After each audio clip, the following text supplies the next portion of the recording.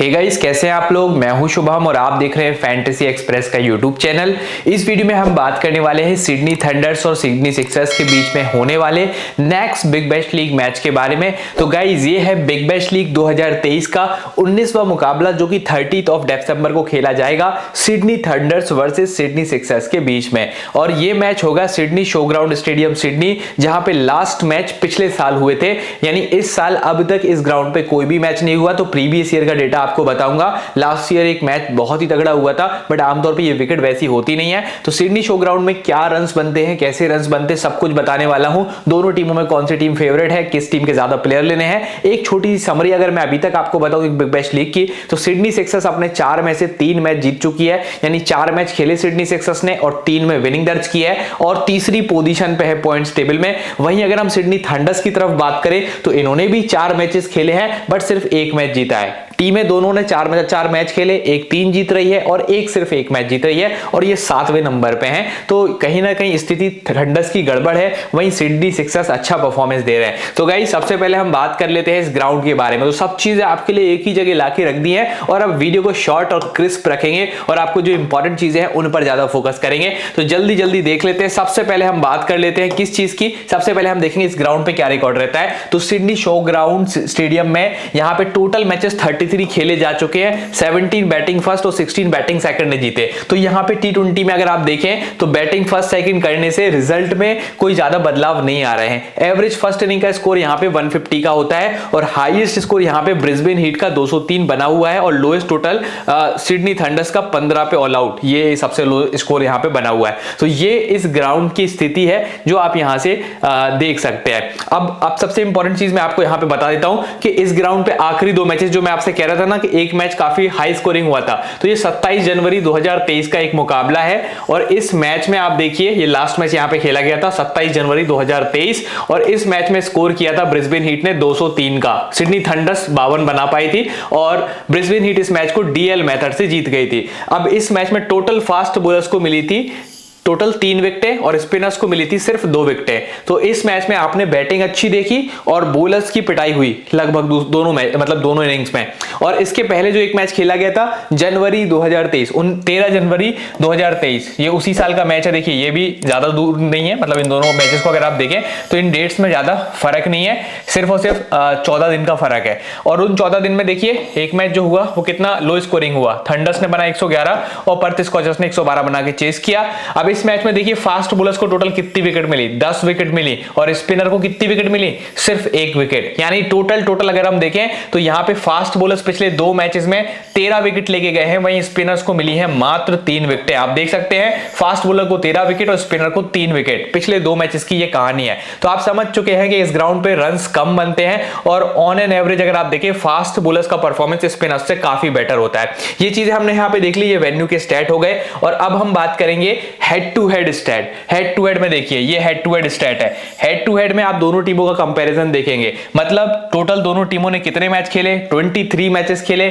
Sydney Sixers ने 16 matches को जीता है और थंडर्स की टीम ने 7 मैचेस को जीता है। ठीक है, तो यहां पे आप देख रहे हो सिडनी सिक्सर्स ने आउट ऑफ 23 मैचेस 16 मैचेस में विनिंग दर्ज करी है। तो थंडर्स के मुकाबले सिक्सर्स का परफॉर्मेंस हमेशा अच्छा रहा है। और आखिरी 5 मैच भी आप देख लो सिक्सर्स और थंडर्स के बीच के, उसमें लगातार पिछले 4 मैचेस से सिडनी सिक्सर्स ही जीतती हुई आ रही है और पिछले 5 मैच में 4 बार सिडनी सिक्सर्स ने जीत दर्ज करी है और थंडर्स ने सिर्फ 1 बार मैच को जीता है। तो इनके बीच के आखिरी 5 मैचेस में आप देखिए सिडनी सिक्सर्स वन साइडेड जीत रही है, थंडर्स के पास ज्यादा विनिंग नहीं है आखिरी 5 हेड टू हेड मुकाबलों में। ठीक है, ये हो गई हेड टू हेड की बात। अब हम बात करते हैं क्या इस ग्राउंड पे कुछ अच्छा परफॉर्मेंस है जिसको देख के हम टीमों के प्लेयर्स को इंपॉर्टेंस दे सकते हैं, छोड़ सकते हैं। तो देखिए ये हेड टू हेड ग्राउंड है। इस ग्राउंड पे जो इनके बीच में मैचेस हुए, ये तो ओवरऑल मैचेस हैं और ये इस ग्राउंड पे इनके बीच में जो मैचेस हुए वो है जिसमें टोटल 7 मैचेस इस ग्राउंड पे खेले हैं सिडनी सिक्सर्स और सिडनी थंडर्स ने, जिसमें से सिडनी सिक्सर्स ने जीते हैं 3 मैचेस और सिडनी थंडर्स ने जीते हैं 4 मैचेस। यानी ग्राउंड पे स्टैट कहीं ना कहीं सिडनी थंडर्स का 1 मैच ज्यादा विनिंग है, तो थोड़ा सा बेटर दिख रहा है। यानी इस ग्राउंड पे दोनों टीमों को अगर आप देखें कंपैरिजन करें तो थंडर्स ने 4 मैच जीते, वहीं सिक्सर्स ने 3 जीते आउट ऑफ 7 मैचेस। तो बस एक स्टैट यहां पे ऐसा है जिसमें थंडर्स थोड़ी सी मतलब पावरफुल दिख रही है, बाकी हर जगह पीछे है। सिडनी सिक्सर्स ने यहां पे सिर्फ 7 मैचेस खेले हैं और उन 7 मैचेस में से आप देख लीजिए 3 में जीत दर्ज करी है और 4 में हारे हैं, यानी सिडनी सिक्सर्स का रिकॉर्ड इस ग्राउंड पे बहुत अच्छा नहीं होता। थंडर्स की बात करें तो इन्होंने भी 32 मैचेस खेले, इनका रिकॉर्ड यहाँ पे ज्यादा बेटर है, क्योंकि मतलब better in the sense experience ज्यादा है, बट रिकॉर्ड बेटर नहीं है, क्योंकि 32 में से सिर्फ 13 मैचेस जीते हैं। आप समझ सकते हैं 19 मैच में ये हारे हैं, बट इनको इस ग्राउंड का एक्सपीरियंस ज्यादा है, क्योंकि सिडनी सिक्सर्स सिर्फ 7 मैच खेली है, वहीं थंडर्स की टीम यहाँ पे 32 मैचेस खेली है। तो ओवरऑल इस ग्राउंड के बारे में आपको काफी कुछ पता चला इस स्लाइड से, और बाकी हेड टू हेड रिकॉर्ड सब कुछ मैंने आपको यहां पे बताया। तो वहां पे मोस्ट ऑफ द मैच में सिडनी सिक्सर्स जो है वो ज्यादा बेटर परफॉर्म करती हुई हमें दिख रही है। ठीक है, तो आप चाहो तो एक बार इसका स्लाइड का स्क्रीनशॉट ले लो, आपको मैं यहां पे जूम आउट कर देता हूं, स्क्रीनशॉट लेके आप बाद में देख लेना। ठीक है, आगे चलते हैं और बात करते हैं इनके बीच के खेले गए आखिरी मैच की। तो इनके बीच में आखिरी मैच कब खेला गया था? वो खेला गया था 21 जनवरी 2023 में। इनके बीच का वही आखिरी मुकाबला है और इसमें 187 सिडनी सिक्सर्स ने बनाया था।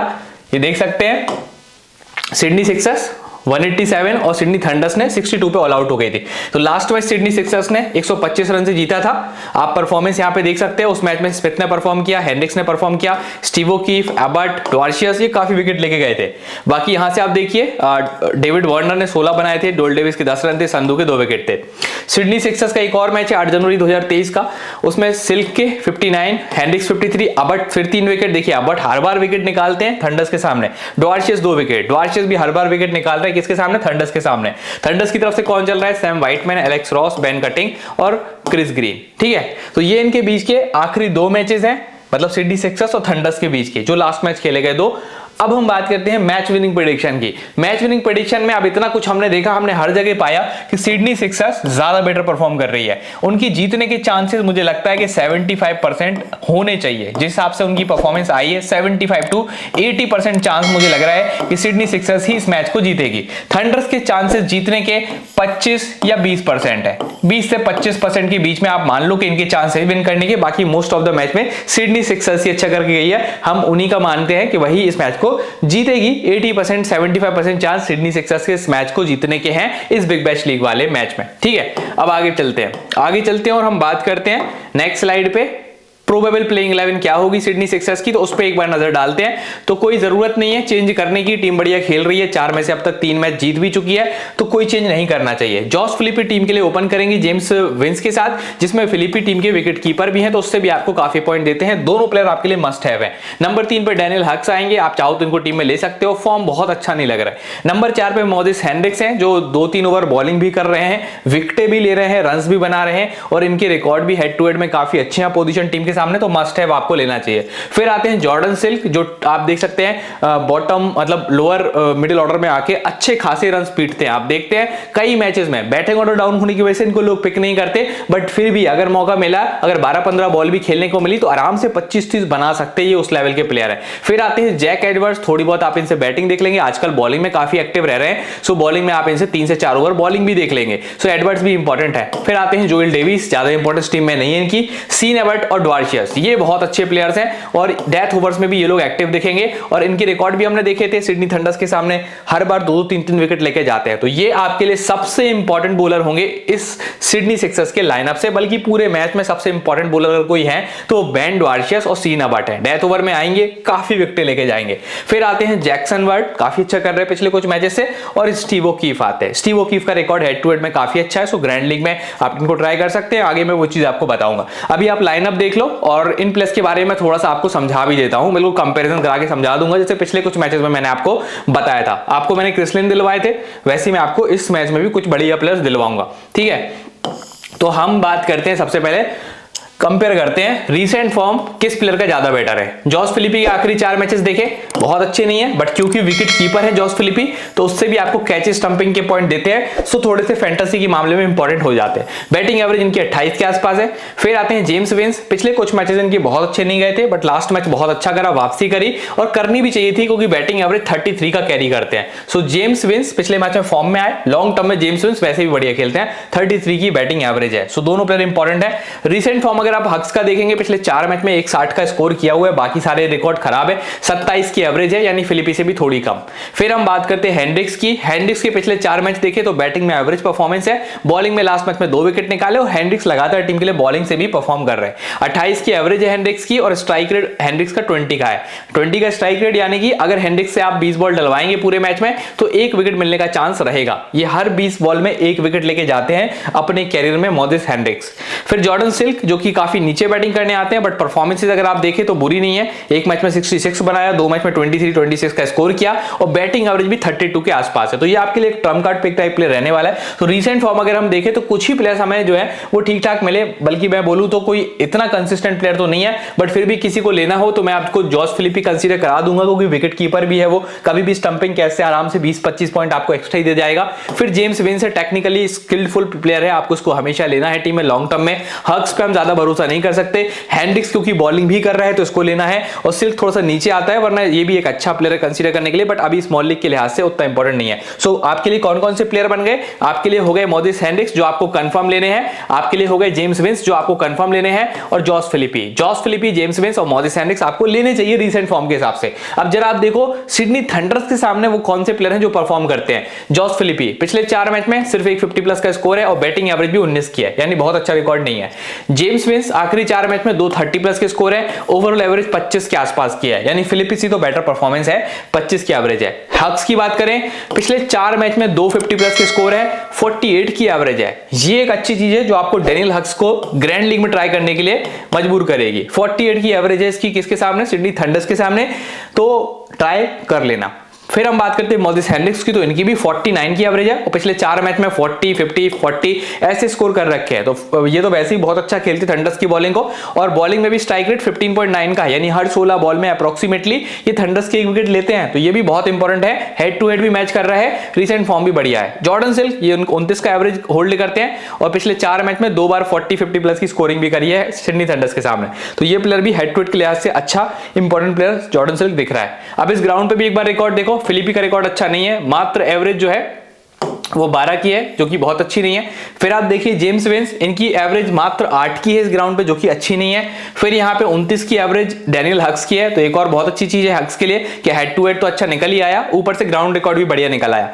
हेंड्रिक्स इस मैच में बहुत इंपॉर्टेंट है, क्यों? क्योंकि बॉलिंग भी कर रहे हैं, रीसेंट फॉर्म अच्छी है, हेड टू हेड भी अच्छा है और ग्राउंड पे रिकॉर्ड भी अच्छा है। तो एक ऐसा प्लेयर जिसका रिकॉर्ड हर चीज में अच्छा निकल रहा है वो मोजिस हेंड्रिक्स है। तो इस मैच का सबसे स्पेशल प्लेयर जो है वो मोजिस हेंड्रिक्स रहने वाला है, और ग्रैंड लीग का जो स्पेशल प्लेयर है वो जॉर्डन सिल्क को मैं बोलूंगा, क्योंकि जस्ट आप देखिए हेंड्रिक्स के नीचे आएंगे, 5-6 पे आसपास बैटिंग करते हैं और ग्राउंड रिकॉर्ड इनका भी बहुत सही है, 38 की एवरेज है। तो अगर कुछ अलग करना है तो जॉर्डन सिल्क को जरूर ट्राई कर लेना, और बाकी नॉर्मली स्मॉल लीग्स में आप हेंड्रिक्स पे बहुत फोकस रखना। कैप्टेंसी वाइस कैप्टेंसी भी इवन आप इनको इस मैच में तो दे ही सकते हैं, बाकी ऊपर से विंस को स्किल बेस पे ले लेना और फिलिपी को विकेट कीपिंग और बैटिंग के बेसिस पे ले लेना, ठीक है। हेंड्रिक्स को मत छोड़ना इस मैच में, और ग्रैंड लीग में सिल्क को ट्राई कर लेना, क्योंकि इन लोग के रिकॉर्ड सारे अगर आप देखें फिल्टर्स लगा के तो सब में अच्छे ही पाएंगे, ठीक है। अब चलते हैं आगे और दूसरे प्लेयर्स की बात करते हैं।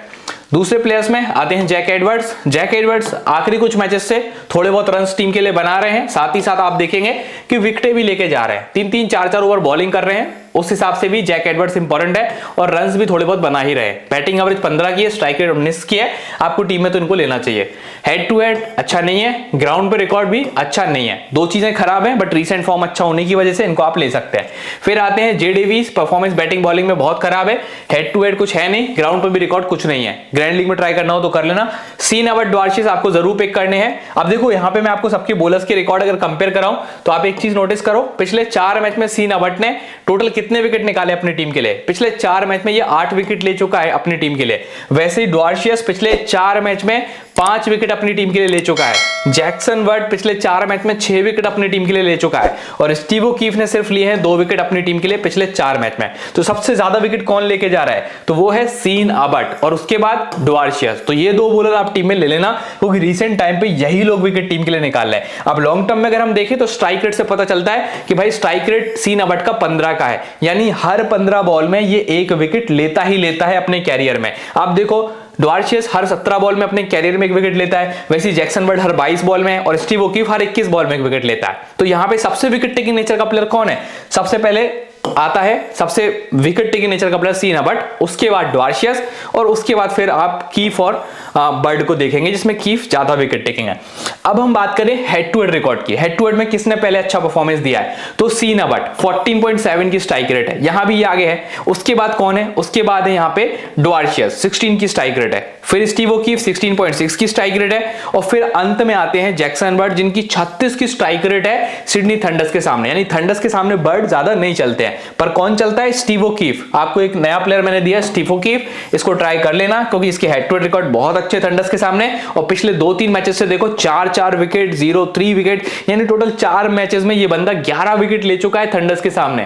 11 विकेट बहुत होते हैं। सो इस मैच में कंप्लीट बॉलिंग करेगा और हो सकता है ऐसी कुछ फिर से करके दिखा दे, ठीक है। और लास्ट अगर हम इस ग्राउंड पे परफॉर्मेंस देखें तो उसमें सबसे अच्छी परफॉर्मेंस किसकी है, ड्वार्शियस की है। 12 की स्ट्राइक रेट से इन्होंने विकेट निकाले हैं ड्वार्शियस ने पिछले 4 मैच, मतलब जितने भी मैचेस खेले हैं और पिछले 4 मैच भी ड्वार्शियस के इस ग्राउंड पे अच्छे हैं। तो इस ग्राउंड के साथ सबसे सूटेबल बॉलर ड्वार्शियस है, उसके बाद सीन अबट है, उसके बाद बर्ड और स्टीव ओकीफ है, ठीक है। कुल मिला के आप एक चीज समझ गए कि आपको अपनी टीम में अगर इनमें से बॉलर्स लेने हैं, आंख बंद करके सबसे पहले एबट लेना, फिर दूसरा बॉलर लेना है तो ड्वार्शियस लेना, तीसरा बॉलर लेना है तो थोड़ा सा आप कंडीशंस को देखना। अगर स्पिन फ्रेंडली कंडीशंस है तो स्टीव ओकीफ को ले लेना, अगर थोड़ा बहुत मूवमेंट हो सकता है, फर्स्ट बॉलिंग का केस है तो जैक्सन बर्ड को ले सकते हो उस मैच में। मतलब इस चीज में आप कंडीशन को देख के इन प्लेयर्स में से एक को चूज करना, बाकी ये दो को तो आप कंफर्म ले लेना अपनी टीम में, ठीक है। आपके बहुत सारे डाउट क्लियर हो गए और आपको पता चल गया किस प्लेयर को आपको क्यों लेना है। सब लॉजिक बेस पे कर रहे हैं, ऐसे कुछ भी नहीं कर रहे, ठीक है। अब बात करते हैं सिडनी थंडर्स की। थंडर्स की टीम में आपको ओपनिंग पेयर क्या दिखेगा, थंडर्स की टीम थोड़ी सी कमजोर है, परफॉर्मेंस बहुत अच्छा नहीं कर रही। 4 में से अब तक सिर्फ 1 मैच जीता है बिग बैश में। एलेक्स हेल्स ओपन करेंगे कैमरन बैनक्रॉफ्ट के साथ। बैनक्रॉफ्ट एकमात्र ऐसे प्लेयर इस टीम में जो लगातार परफॉर्म कर रहे हैं बैटिंग से, हर मैच में 30, 40, 50 बना रहे हैं और विकेट कीपर भी है टीम के। ये आपके लिए इवन कप्तानी वाइस कप्तानी के भी अच्छे ऑप्शन हो सकते हैं, बट इनके अलावा कोई और परफॉर्म नहीं कर रहा है। एक और बिग न्यूज है कि टॉम कोहलर की एंट्री हो चुकी है बिग बैश लीग में। तो टॉम कोहलर, कैडमोर आपके लिए काफी इंपॉर्टेंट एक पिक रहने वाले हैं जिनको आपको इस मैच में जरूर ट्राई करना है, क्योंकि कैडमोर की वापसी हुई है और जमन खान इस टीम से आउट हो चुके हैं। तो यहां पे मैकेंड्रू इस मैच में अच्छा कर सकते हैं, क्योंकि मैकेंड्रू इस बार कंप्लीट 4 ओवर बॉलिंग करेंगे और इनको आप डेथ ओवर्स में भी देख सकते हैं। डेथ ओवर में एक प्रॉपर बॉलर यहां से डेनियल सैम्स होता है, अब जमन खान नहीं है तो या तो मैकेंड्रू या संधू, इनमें से कोई एक डेथ ओवर्स में दिखेगा। ज्यादा चांस मैकेंड्रू के हैं, तो उस लिहाज से ये फर्स्ट बॉलिंग में आपके लिए इंपॉर्टेंट हो सकते हैं। कोहलर आपको नंबर 3 पे दिखेंगे, 4 पे जेसन सांगा है, फिर ओलिवर डेविस है, एलेक्स रॉस, फिर डेनियल सैम्स आएंगे, उसके बाद Chris Green, McAndrew, Gurinder Sandhu और तनवीर सांगा आएंगे। जिसमें अगर हम बात करें बॉलिंग की तो बॉलिंग में आप देखेंगे सैम्स से पूरे 4 ओवर, फिर यहां पे आप ग्रीन से भी लगभग 4 ओवर पूरे देखेंगे, मैकेंड्रू 3 से 4 ओवर मान लीजिए, जैसी परफॉर्मेंस होगी उस बेसिस पे, संधू लगभग 4 ओवर और तनवीर सांगा भी लगभग 4 ओवर। एक आधा ओवर जो बचेगा तो वो यहाँ पे जेसन सांगा करा सकते हैं, ठीक है। ओवरऑल परफॉर्मेंस इस टीम की अगर आप देखें तो अभी तक कुछ भी निकल के नहीं आई है। हम आगे प्लेयर्स को कंपेयर करके आपको कुछ प्लेयर्स अच्छे देने वाले। इस वीडियो को लगातार देखते रहिए, हर चीज आपको बताएंगे, ठीक है। अभी हम इन प्लेयर्स को कंपेयर कराएंगे और आपको बताएंगे सबसे बेस्ट प्लेयर पिक करने के लिए कौन से निकल के आते हैं, तो बहुत ध्यान से देखना। एलेक्स हेल्स पिछले 4 मैच में सिर्फ एक बार चले हैं और पिछला मैच भी थोड़ा सैटिस्फैक्टरी था, बट उसके पहले के दोनों मैच खराब थे। तो कह सकते हैं पिछले 4 मैच में 2 ही बार ठीक परफॉर्मेंस आए। बैटिंग एवरेज ओवरऑल 30+ की इनकी रहती है, यानी लॉन्ग टर्म में बढ़िया खेलते हैं, ठीक है।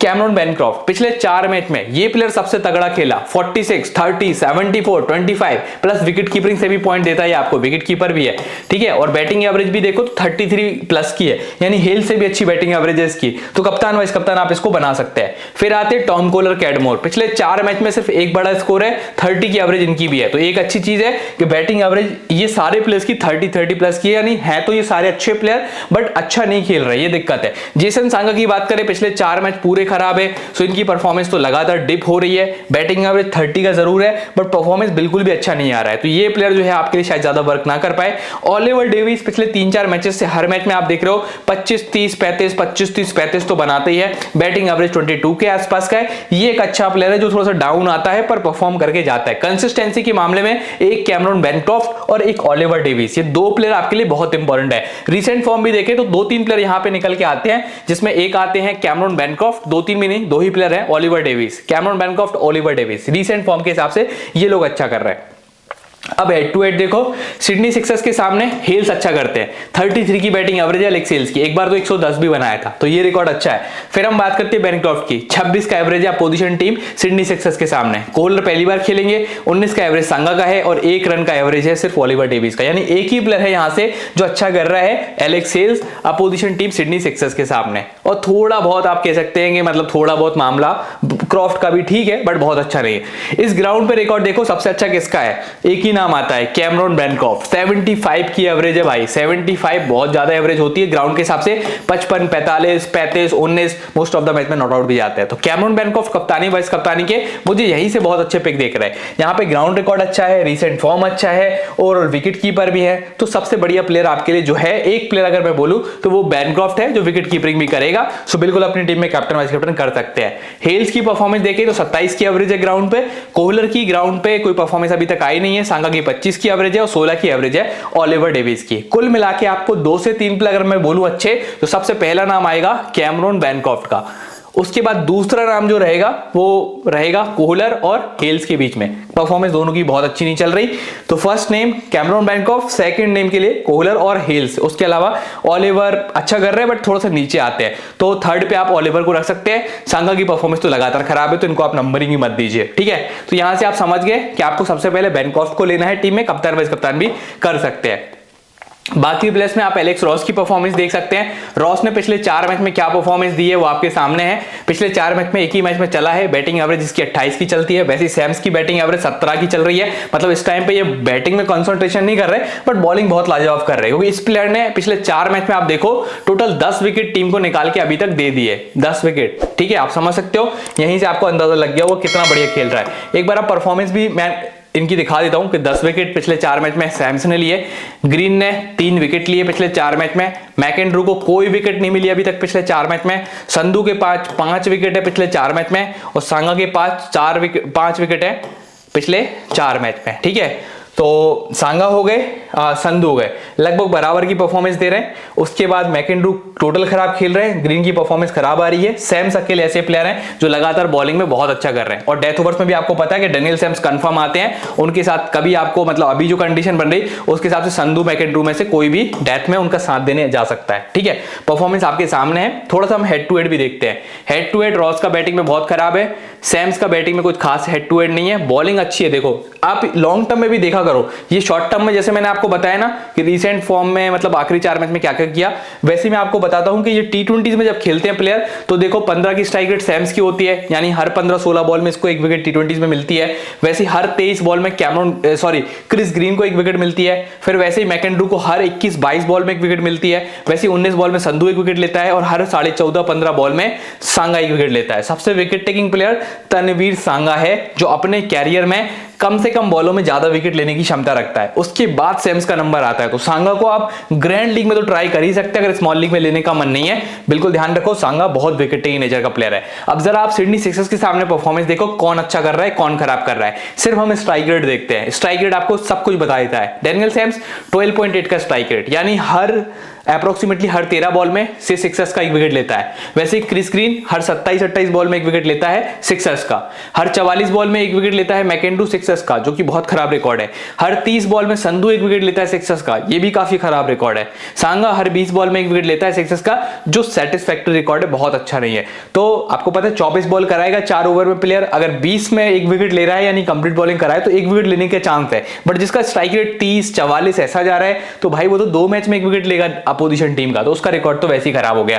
अब जरा ग्राउंड रिकॉर्ड देखो, बैटिंग एवरेज रॉस का 29 हो गया, सैम का 9.5 हो गया। सैम्स देखो 12.8 का स्ट्राइक रेट ग्राउंड पे भी रखता है, यानी इस ग्राउंड पे भी हर 12-13 बॉल में सैम्स को 1 विकेट मिलती है। तो आप मान के चलो कि इस मैच में ढंग से बॉलिंग करे तो 2 विकेट तो बड़े आराम से लेके जा सकता है। स्ट्राइक रेट 22 का क्रिस ग्रीन का है, 33 का स्ट्राइक रेट मैकेंड्रू का है, संधू का 24 का और सांगा का 18 का। ओवरऑल ये टीम की बॉलिंग मुझे कुछ समझ में नहीं आ रही है। सिर्फ एक डेनियल सैम्स ही है जो लगातार टीम के लिए परफॉर्म कर रहे हैं, और इनके रिकॉर्ड भी बाकी प्लेयर्स के कंपैरिजन में अच्छे हैं। बाकी तो सारे प्लेयर्स स्ट्रगल ही कर रहे हैं। एक सांगा है जो थोड़ा सा ग्रैंड लीग में ट्राई आप कर सकते हो जिनको, ठीक है। आपको सब चीजें मैंने क्लियर करा दी। अब जल्दी से हम बना लेते हैं टीम, ज्यादा टाइम वेस्ट नहीं करेंगे, बहुत इंपॉर्टेंट सेक्शन है, टीम बना लीजिए। टीम बनाने में आपको सबसे पहले क्या ध्यान रखना है कि आपको सिडनी सिक्सर्स को फेवरेट मानकर टीम बनानी है, क्योंकि थंडर्स की परफॉर्मेंस अच्छी आ नहीं रही और बॉलिंग बिल्कुल बैठी हुई है। बॉलिंग में सिर्फ डैनियल सैम्स को छोड़ दें तो कोई ऐसा कंसिस्टेंट बॉलर नहीं है जो ज्यादा विकेट ले रहा हो। कोई एक विकेट ले रहा है, कोई एक भी नहीं ले रहा है, तो ये कहानी चल रही है। सबसे पहले आपको पिक करना है सिक्सर्स के प्लेयर, जिसमें हम फिलिपी और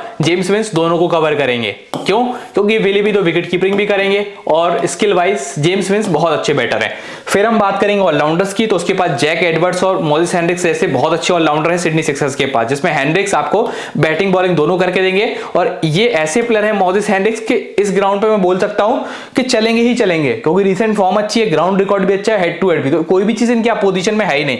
तो हेनरिक्स को इवन अगर आप थोड़ा सा रिस्क ले सके तो वाइस कप्तान या कप्तान भी कर सकते हैं, ग्रैंड लीग्स वाले तो ध्यान रखना। और एडवर्ड्स भी इंपॉर्टेंट है, क्योंकि बॉलिंग कर रहा है, बैटिंग आने पर रन भी बना रहा है। सैम्स कैप्टन रहेंगे, क्योंकि सिडनी थंडर्स की टीम से एकमात्र ऐसा प्लेयर है जो बॉलिंग में अभी तक पिछले 4 मैच में 10 विकेट ले चुका है और बहुत विकेट टेकिंग नेचर का प्लेयर, तो आप भी जानते हैं डेथ ओवर में प्रॉपर गेंदबाजी करने भी आता है। फिर आते हैं जैक्सन बर्ड, सिडनी सिक्सर्स की तरफ से मैं इनको ले रहा हूं, अबर्ट को ले रहा हूं, ड्वार्चेस को ले रहा हूं। अब देखो, अगर मूवमेंट हुआ, फर्स्ट बॉलिंग हुई सिडनी सिक्सर्स की, तब तो आप जैक्सन बर्ड को ले लेना, बट अगर सेकंड बॉलिंग हुई और मूवमेंट वगैरह कम रहा तो बर्ड की जगह पे एक स्टीव ओकीफ है, स्टीव ओकीफ, जो आपके लिए ज्यादा बेटर पिक हो सकता है, क्योंकि कीफ के रिकॉर्ड जो है बर्ड से अच्छे देखे हैं मैंने रिसेंट टाइम पे, अपोजिशन टीम के सामने वो अच्छे हैं रिकॉर्ड स्टीव ओकीफ के। तो स्टीव ओकीफ का बड़ा ध्यान रखना कि जैक्सन बर्ड और स्टीव ओकीफ में किसको लेना है। फर्स्ट बॉलिंग हो तो जैक्सन बर्ड को ले सकते हैं, बट अगर सेकंड बॉलिंग हो तो आपको प्रीफर करूंगा कि स्टीव ओकीफ बर्ड से अच्छा कर सकते हैं। कैप्टेंसी अभी फिलहाल के लिए मैंने सैम्स को दी है, वाइस कैप्टेंसी क्रॉफ्ट को दी है। क्रॉफ्ट का आपको पता है रिकॉर्ड कितना बढ़िया चल रहा है। इसके अलावा अगर कुछ ट्राई करना चाहते हैं तो मोजिस हेनरिक्स एक ऐसा नाम है जो बार बार मैं आपको सजेस्ट करूंगा।